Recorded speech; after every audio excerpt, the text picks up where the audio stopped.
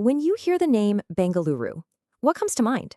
For most of us, it's probably bustling tech parks, right? A global innovation powerhouse. It's famous all over the world as the Silicon Valley of India. But its real story is so much more complex and honestly, way more fascinating than you might think. So let's peel back the layers on how this city made such an incredible transformation. I mean, it's a question tons of cities are asking themselves. But Bengaluru's journey, it's like a unique blueprint. It's this amazing story of ancient roots, really visionary planning, a strange colonial division, and then just this explosive, almost uncontrollable growth. So to really get a handle on the present, we've got to go back in time. So take a look. This is the Bangalore of today, a sprawling, massive metropolis. You can see this complex web of flyovers and ring roads.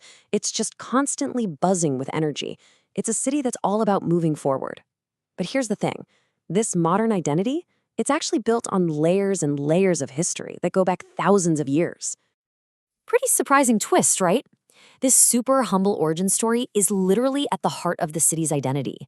And it reveals a past that's so much richer and, well, more unexpected than its modern tech-savvy image would have you believe. Okay, so let's really dive in. We're going to peel back the layers of this megacity and find out exactly how a simple meal gave birth to such a legendary name, long before the first byte of data was ever processed here. The depth of history here is just staggering. Seriously, we're not talking about some city that popped up in the 20th century. We've actually found evidence of settlements from 4000 BCE. And the first time the name Bengaluru was ever written down, it was on a temple stone way back in 890 CE. So yeah, its foundations are truly ancient. So the big question is, how did boiled beans give this massive city its name?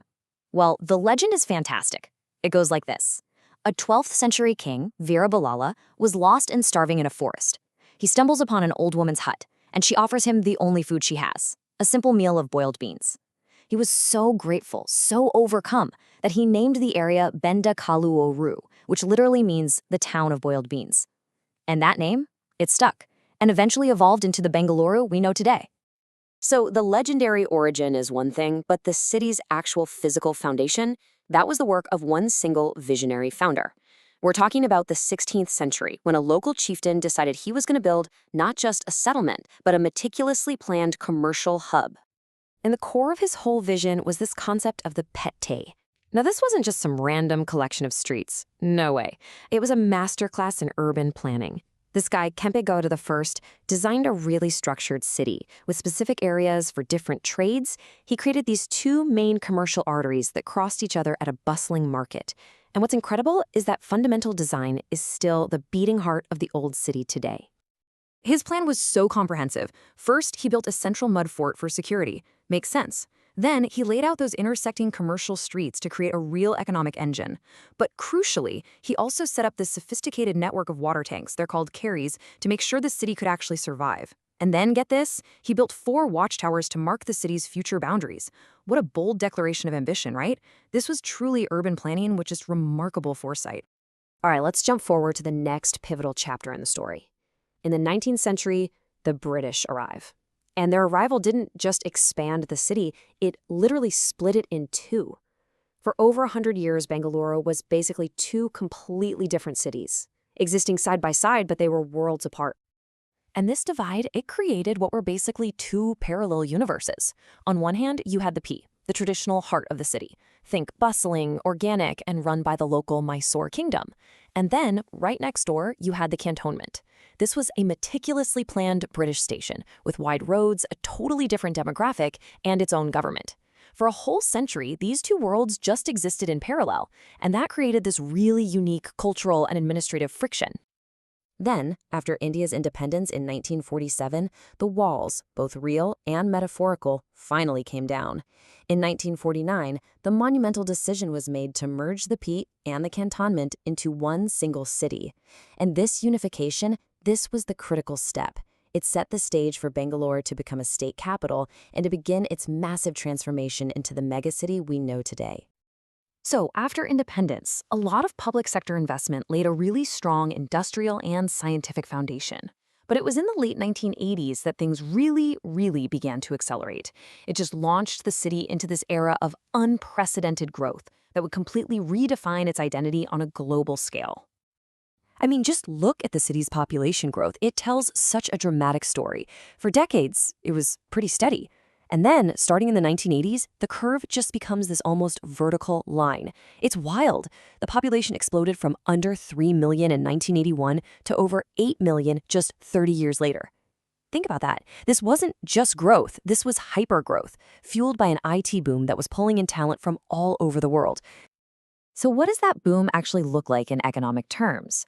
How about a metropolitan GDP of nearly $360 billion? I mean, that number represents a complete and total transformation. It turned the city into one of India's most productive economic engines, a massive magnet for investment, and, yeah, the undisputed leader of the country's tech exports. But, this kind of explosive growth, it always comes at a cost. The very success that turned Bengaluru into a global powerhouse also created a whole host of really complex urban challenges. And these are challenges the city is still grappling with today.